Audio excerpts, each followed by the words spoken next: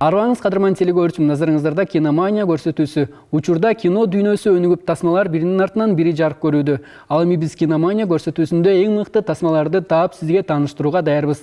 Андыктан бизден алыстабаңыздар. Бүгүн сөз башына алып чыгуучу драма «Жашоо бизге мандарин сунганда» аттуу кореялык үй бүлөлүк драма жөнүндө. Түштүк кореялык режиссер Ким Вон Сок тарткан тасма март айында Netflix сайтында эң көп көрүлгөн фильм аталган. Тасманы башкалардан өзгөчөлөнткөн артыкчылыгы шаардан алыста турмушу оор айылда жашаган каармандын күчтүү эрк жана каалоо менен максатка умтулуусун, жашоодон кыйынчылыктар менен күрөшүүсү жана албетте идеалдуу сүйүү мамилесин көрсөтүүдөн турат.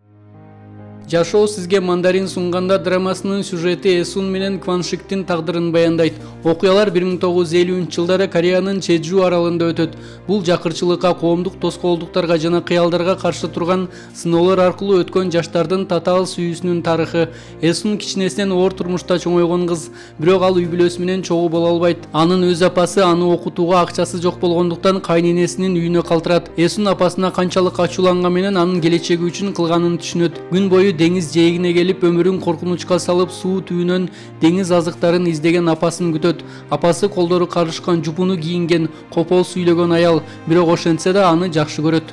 Апасынын турмуштагы кыйынчылыктарын көрүп, ар дайым өзүн биринчи орунга коюп, жакшы окусам, жакшы окууга тапшырсам, бул аралдан көчүп кетсем, башка мыкты жашоого жетем деген Эсун келечекте поэтесса болуп атактуу болууну каалайт. Бул жолдо ага ишенимдүү болгон сүйүктүүсү бардар үй бүлөдөн, бирок жоош мүнөздүү жигит Кваншикке жолугат. Кваншик аны ар дайым колдоп, ишенимдүү таянычы болуп калат. Кваншик жубайы үчүн өзүнүн үй бүлөсүнө каршы чыгат, бөлүнүп чыгып кетет, шаарга көчүп келишет. Өздөрү менен ала келген азын оолак акчасын талап тоноочулар уурдап кетишет. Алар экөө тең кара жумушта жалданып иштеп, бөлмөнү ижарага алып жашашат. Чакан ишкерлик баштап, бара-бара чоңойтуп отуруп бутка турушат. Аял эркек экөө биригип, кандай кыйынчылык болбосун түшүнүү, сабырдуулук менен жеңип өтүшөт. Сериал эки өзгөчө адамдын чыныгы жашоосу, кыйынчылыктары жана бакытты издөөлөрү тууралуу баяндайт. Бул окуялар көп жылдар өткөндөн кийин алардын кызынын эскерүүлөрү аркылуу ачылат.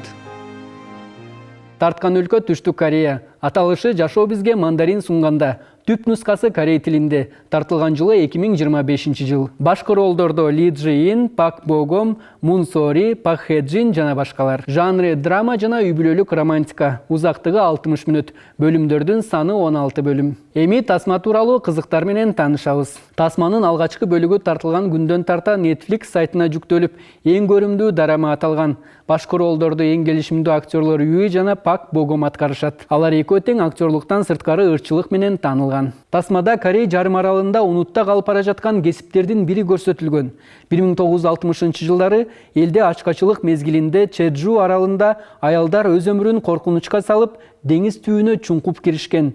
Деңиз кулактары деп аталган азыкка пайдаланылуучу, тамак-ашка колдонулуучу азыкты суу түбүнөн таап чыгышкан.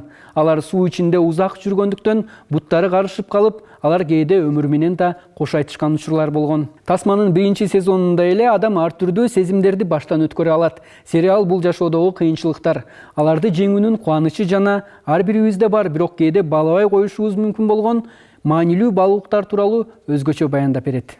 Тасма эң башкы орунда үй бүлөлүк баалуулуктар, эки адамдын жылуу мамилеси, аял кандай учурда унчукпай коюусу керек, мырзанын колдоосу эмнеге маанилүү сюжет аркылуу көрсөтөт. Ал эми жөн гана адам катары ар дайым эле чоң идеалдарга умтула бербей, колуңдагы бар дүйнөгө шүгүр кылууга, сен үчүн тоону томкорууга даяр болгон жаныңдагы адамдын кадырын билүүгө, жашоо канчалык татаал болсо да анда жаркын моменттер, кам көрүү жана сүйүү аркылуу жаркын кызыктуу болорун белгилейт.